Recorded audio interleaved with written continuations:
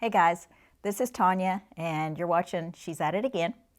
This recipe that I want to share with you is called Bombay chicken salad, and it's something I want to say it's someplace like Better Homes and Gardens or something like that. I just saw the picture of it and thought, wow, you know how when you see a picture of something you think, ooh, I can almost taste that. Well, I could almost taste it, but I'm telling you, when you make it, it's even better than what the picture looks like. So this is a cold salad. It has things like a fresh mango cut up in it. It has raisins. It has curry in it. And I know that doesn't sound good to some people. I've already turned some people off that don't like raisins, but I'm telling you, it just provides the beautiful amount of sweetness in there. I think the recipe in the magazine probably suggested that maybe you cook it in the oven or something. I can't really remember, but of course I switched it up. I make this a lot in the summertime, so I grill the chicken. You take and put your spices and some honey in a bowl, or I put mine in a Ziploc bag, and then you toss it around with the pieces of chicken, let it sit in the refrigerator till you get your grill ready, and then go to work grilling those, and then when they cool off, you chop them up and then add your other stuff to it. You can make this gluten-free by substituting the couscous or small pasta for rice, and it turns out great. I've made it for groups and they don't know any difference. They love it because of the flavor being so good.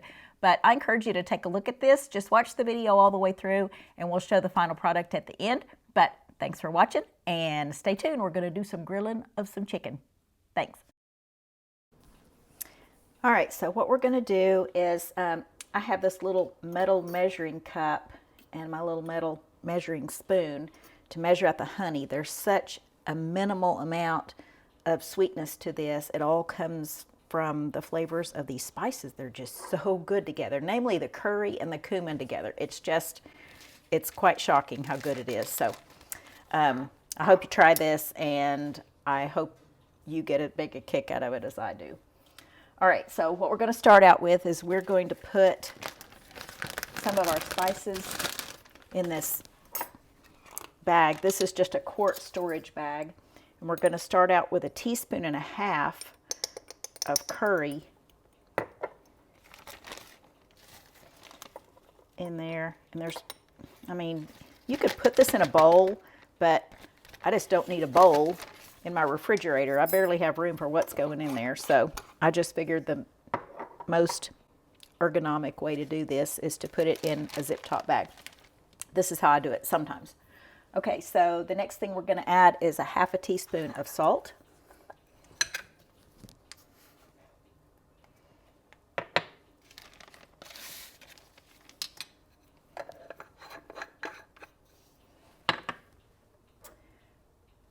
We'll use, I'm looking at my recipe over here on the other side, 1/4 teaspoon of ground cumin. So I have my bottle of cumin there.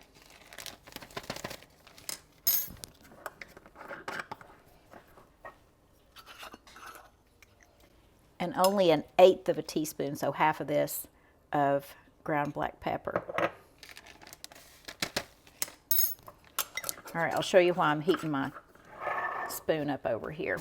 This is my big thing of honey. This is not raw honey. This is just regular honey. If it's going to go into an oven and be baked in something, or if it's going to go on the grill and obviously get real hot, it's not going to have a benefit of being raw anyway. So I'm not going to use my more precious raw honey for something that it's going to kind of avoid those qualities of it anyway.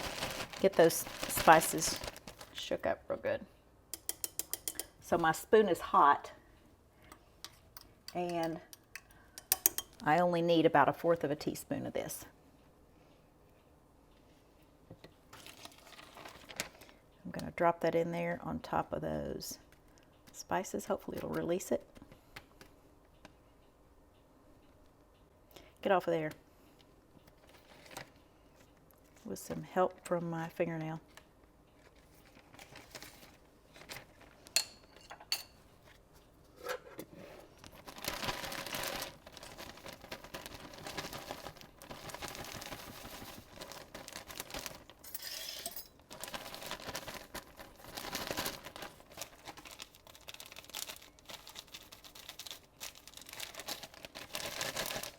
Kind of shake it around. If you have it in a bowl, you'll be stirring it around. So I'm going to put the chicken in here now anyway, and the moisture from the chicken is going to kind of help distribute that around a little more evenly. So we just have, let me make sure I'm getting a shot of this, just a package of boneless, skinless chicken thighs.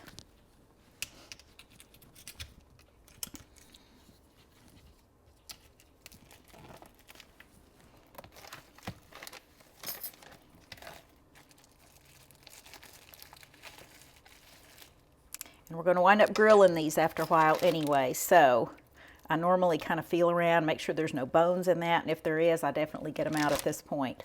But I'm going to be chopping it up for the salad after we grill them anyway, so I'll find the bones eventually if there's any in here. Normally I don't find too much, but every once in a while I find a chunk of one in there. Time to disinfect the countertop.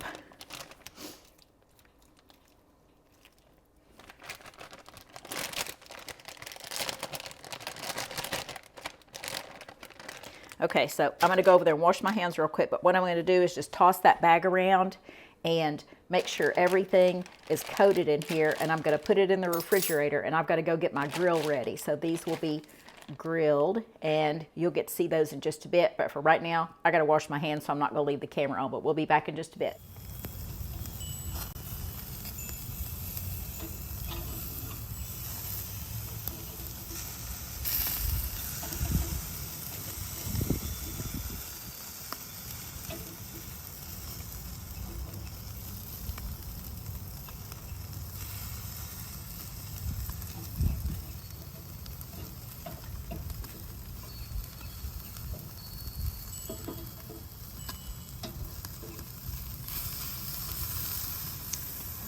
Those are ready to come off.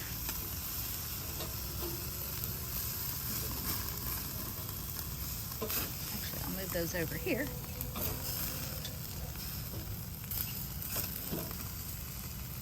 Put my chicken right there.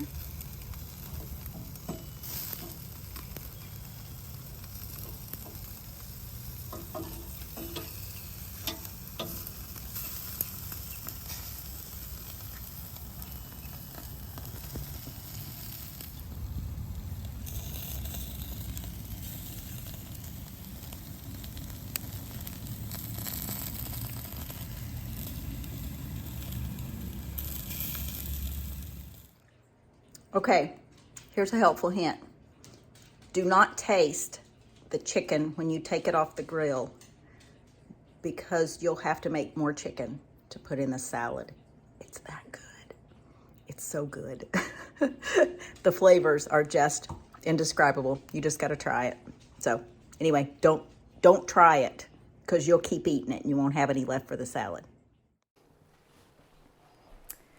All right, continuing on with our prep for our Bombay chicken salad. A few things we have to get done ahead of time because they have to cool off. Two of those things being, we need to cook a cup of Israeli couscous or pearl couscous. Now, I'll show you what the pearl couscous looks like. Let me make sure I'm getting this in the video. Pearl couscous looks like this. Like the name sounds, it looks like little tablets to me. It's not completely round, but regular couscous looks like very uniform cornmeal. It's kind of yellow, but all it is pasta. That's all it is. It's just cut in little tiny beads or circles. So this is the Israeli or pearl couscous, and you can find it. You can find the organic kind at some specialty stores, but it's a little hard to find in the supermarket. So we're going to cook that in some salted water. I'm heating the water up right now. In the other skillet, I'm going to be toasting 1/4 of a cup. And when I say 1/4 of a cup, I'm pretty generous with my 1/4 of a cup. This is my 1/4 of a cup of slivered almonds. You can use sliced almonds if you want to. I just like that thickness of the slivered almonds. I just think it adds a nice crunch to it. So anyway, we're going to toast those. Now you have to keep an eye on your almonds when you're toasting them. You don't want to put the burner up too high because they'll get little scorch spots on it, but just kind of keep an eye on it, kind of with that third eye that most women have. I don't know if men have that or not, but when you're doing something else, just kind of keep an eye on it or pay attention to what you smell, because if you smell the burning, then that means they're scorching. But to toast almonds, you can do this in the oven or you can do it on the stovetop in just a dry skillet. So when you start getting that aroma of just a toasted nut, then you'll know they're done. Take them off the heat. You can put them in a different pan to let them cool off. We're going to cook our couscous for about 9 to 10 minutes in the boiling salted water, just like you would any pasta. Then we're going to drain it and let it cool as well. We have a dressing that we're going to toss in it. So the next step, I'm going to make that while this is all toasting and the water's heating up. So let's go do this other thing. Okay, I just want to show you what toasted almonds look like. They started out a very pale beige color, and now you can see the brown in there. There's my couscous cooking over there. I had to take the lid off. Just kind of rested on the side because it was about to come out. Okay, just so you know what toasted almonds look like. At this point, I can easily take them off the burner. The flavor has been enhanced by the toasting. Turn that burner off. Slide that over here. And so those are just going to sit there for a bit. We'll work on the other stuff. Okay, while our couscous is finishing cooking, I don't want it to be al dente at all. I want it to be super soft. So we're going to make the dressing, and it's super simple. There's such a few ingredients in it. Let's see, 1, 2, 3. There's only 6 ingredients in it, minimal amount of dressing. And we're going to put this in this bowl. That way, when our couscous gets ready, I'll drain it and put it into the dressing, and the couscous will kind of soak up the dressing as much as possible. So what we want to do is start out with 2 tablespoons of lemon juice. And I have this organic lemon juice. This is really good stuff. It's so much easier than keeping fresh lemons in the fridge, which goes bad before I can use the next one. And then as soon as I need more, I'll look in there and they're all dried up. So 2 tablespoons of lemon juice. I just need a teaspoon of honey.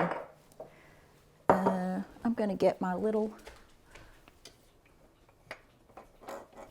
tiny spatula here.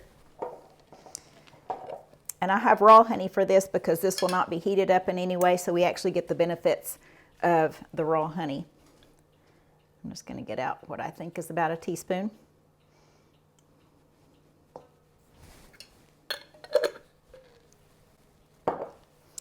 We also need 1/4 of a teaspoon of salt.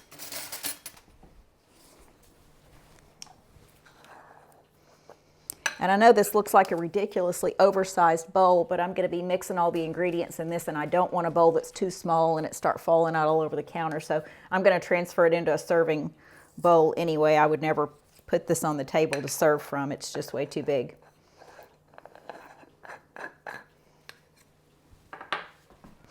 So 1/4 teaspoon of salt. We need 1/8 of a teaspoon of curry powder. Now here's that curry again. We had curry on the chicken before we put it on the grill, and it adds such an immense amount of flavor. So about half of this little 1/4 of a teaspoon measure of curry powder. It's not much, but again, it doesn't take much. We need 1/8 of a teaspoon of ground pepper. Not a lot of that either.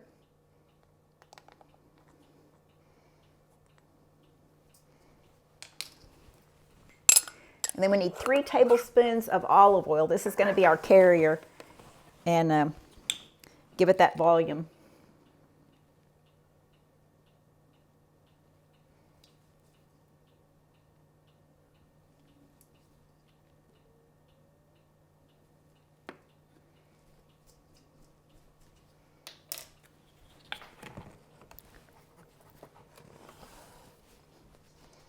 Give that a stir.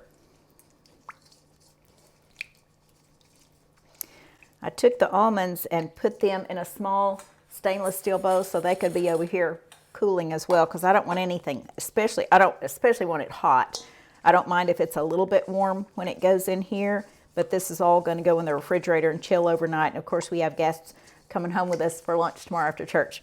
That's that's just what we like to do. COVID has put such a damper on that. I remember one of the last, we used to call them mystery guests, and I'll probably do a video on that later on, just kind of give you details of what it was. But the mystery guest theme kind of started when my daughter was still probably in high school, and I would invite families, individuals, whatever, groups of people, 2 different families, a single person and a big family or something over after church. And I got to where I kind of made a game out of it because they'd start guessing who it was.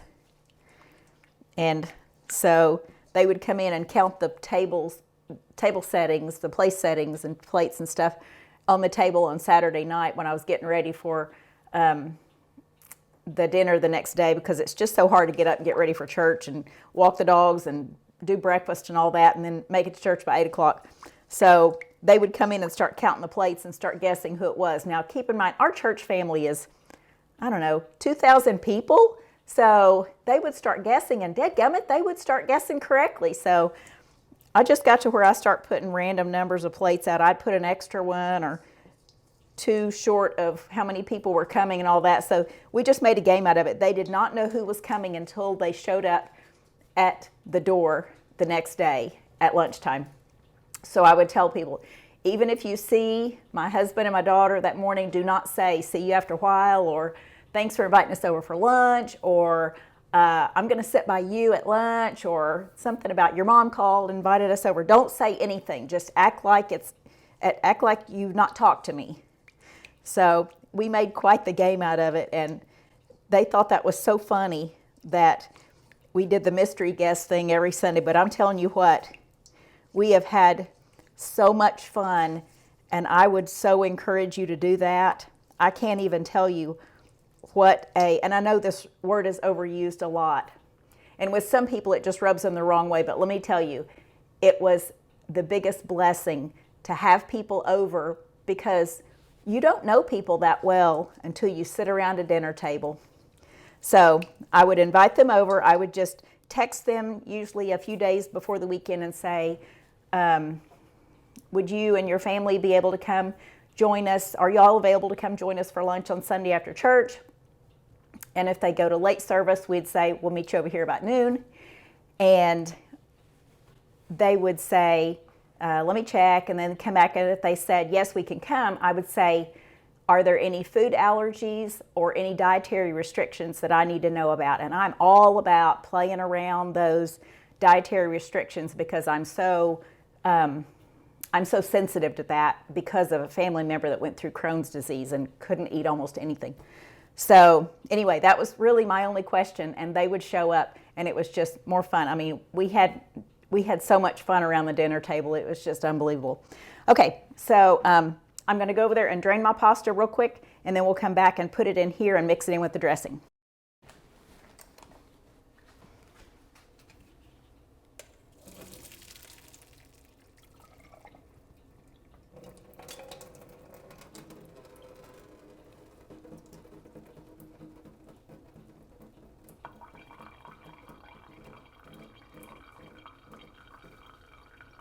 This reminds me a little of lentils, but they're way too white to be lentils, but that's kind of the look of this.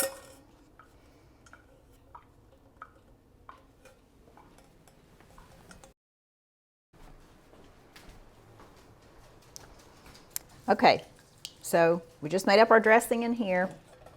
Our couscous is fully drained.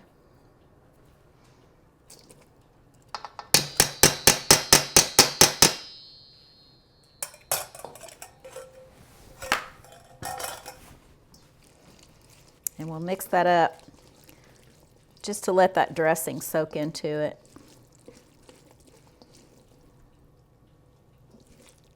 This smells so good already. Of course, you knew I'd say that, right?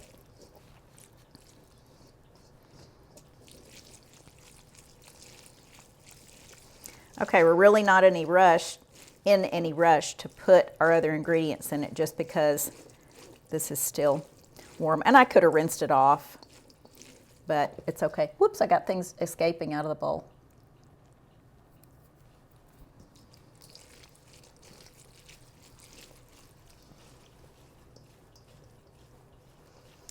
All right, I'm going to go ahead and cut up our green onions here.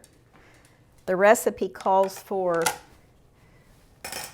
3 green onions, but I just grabbed some. These were in the refrigerator and they're looking kind of sad, so I'd rather use these and then take the white part that I have left down here, this couple of inches down here, and stick it in some dirt in a flower pot with some really good soil and let it keep growing green onions rather than just let it completely go bad in the refrigerator. It's such a waste to do that. So we'll just get these chopped up, and you want to chop them up pretty finely.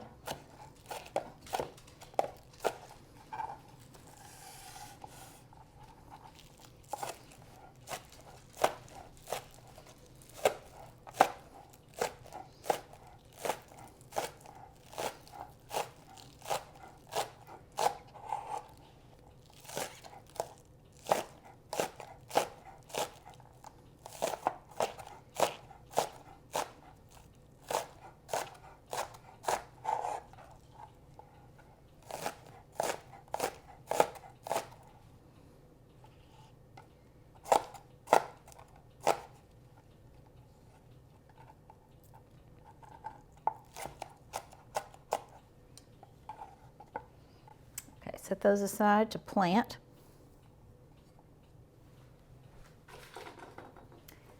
And our almonds have cooled off, so I'm going to add our green onions to our almonds.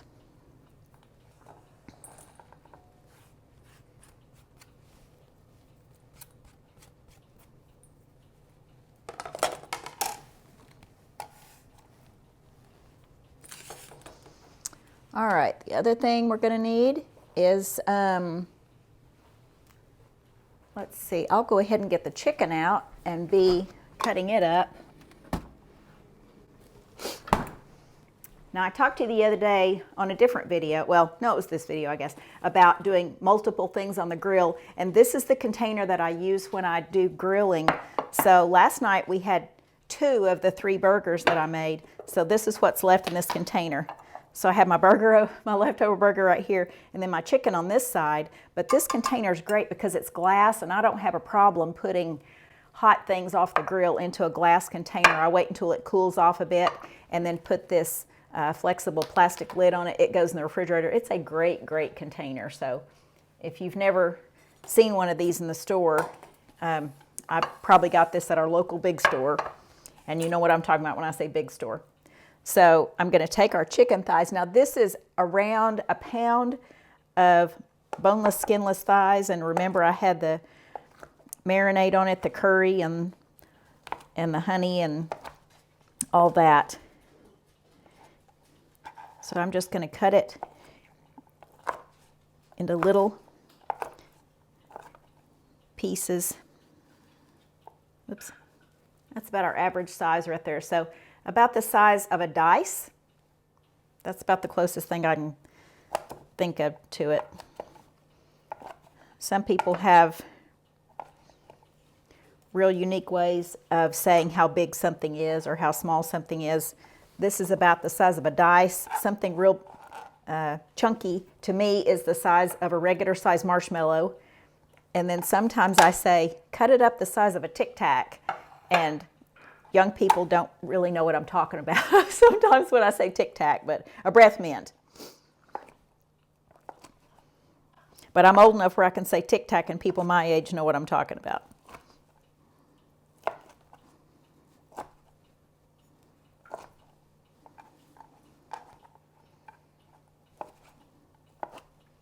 The nice thing about using these chicken thighs as opposed to using a thicker piece of meat like breast meat is that every surface of this is coated in the curry powder marinade, if you will.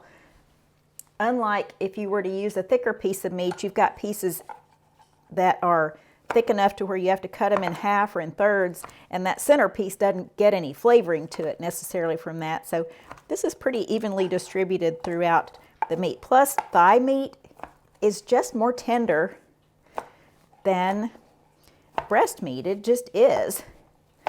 It seems a little more moist and it doesn't dry out near as much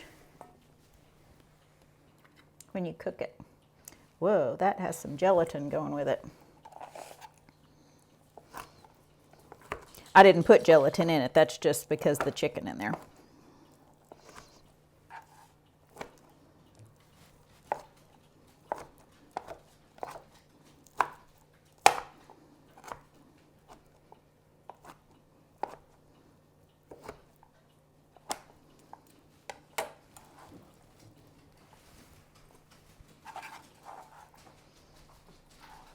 My doggies are so excited because it's sunny today and it's nice out in the sunroom, so I have the door open from the sunroom into the kitchen, and they just can't get enough of running in and out. They're just like kids in a screen door. In and out, in and out, in and out, but luckily I don't have to open a door for them. They just think that's so much fun. Yesterday it was cloudy and kind of cool, and I have one dog that is like me. She does not like the clouds. She thinks it's going to start raining or storming, and she just sits around shivering and watching me all day long. But today she's excited because the sun is out, and I'm excited too.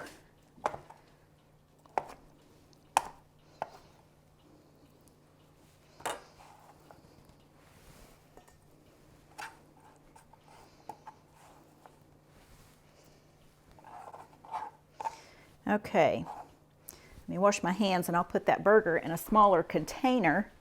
That way it doesn't take up so much room in the refrigerator. Now in the summertime, which it's not summertime yet here, right? Today, this is pretty much the middle of March right now when we're videoing this. But in the summertime, I will just have perpetual grilled things going through the containers in the refrigerator because we just do so much grilling in the summer. And we do, I'd say I probably do at least a couple of packages of hamburger patties and then chicken, and I'll do steaks and all kinds of things on the grill. So my family used to call it the meat pan or something like that. My daughter would say, "Are there any hamburgers?" And I'd say, "Go check the garage refrigerator." And she said, "Is it in the meat pan?" So that's what they're talking about, is the pan with all the grilled stuff. Sometimes I'll have grilled hot dogs, or, I mean, you just never know what's going to be in the meat pan. So this is one of those kind of time-saving hacks, if you will. If you're going to light the grill, have things for the entire week that you need grilled. Then at the last minute, you can heat up some things, and it doesn't change the flavor, texture, or hardly anything of any, well, I can't think of anything that it would change the texture of. Even a good steak.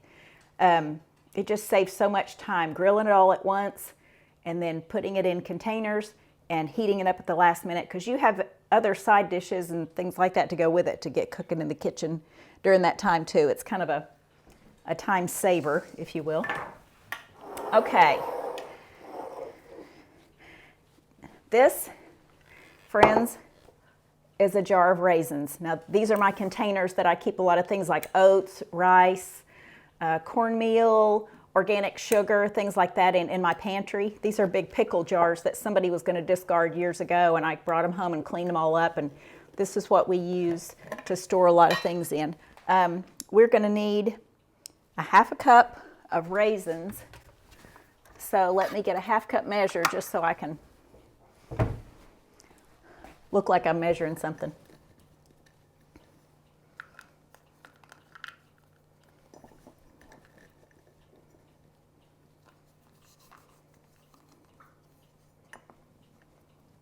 Okay, that looks like about a half a cup. So we're going to put that in there with the couscous and stir it around so they'll fall apart, because raisins kind of stick together. They have a tendency to do that. All right.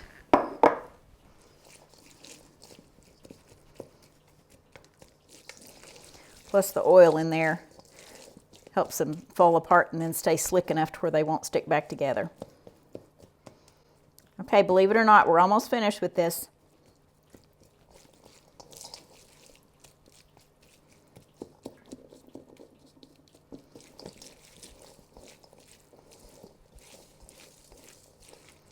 All right, let me get one last thing out of the refrigerator.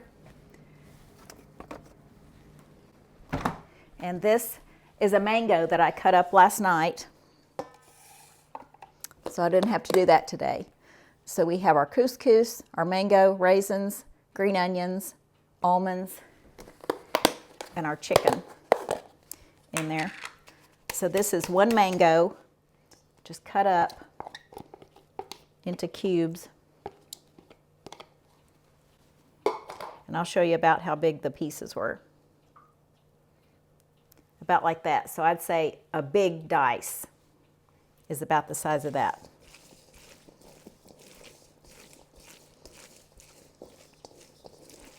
Give that a stir.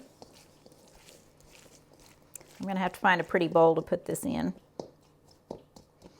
And probably, because if the bowl doesn't have a lid on it, I'll need to use one of my disposable clear shower caps that I use on so many bread products when I have those and they're rising or something.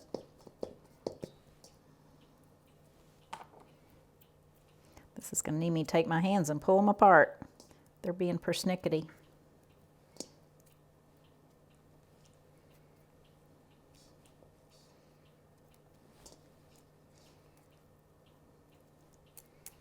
All right, we're going to take our bowl that has our chicken, our green onions, and our almonds in it. Pour in here.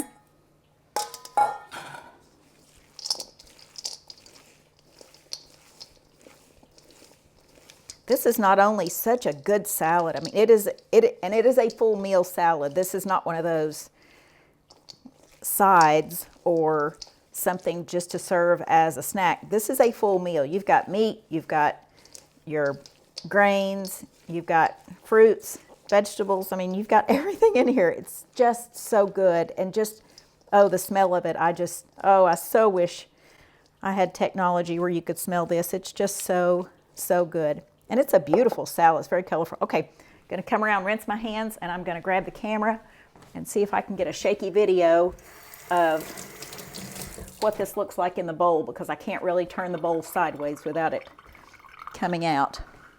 All right, let's see if we can do this.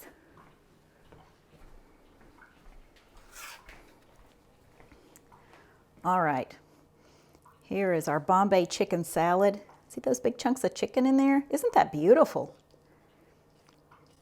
So again, folks, I encourage you to try this. Even people who don't like to cook, you know who I'm talking to. One might be my mother-in-law. I don't know. I'm just throwing out random titles here. But as sweet as she is, she does not like to cook, but I so know she would love this if she would try. So anyway, such a beautiful, beautiful dish. I wish my mother-in-law was here to eat some with us. So,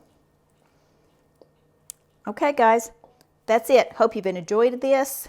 Hope you have enjoyed this, and we look forward to sharing something else with you on our next video. Thank you. Thanks for watching.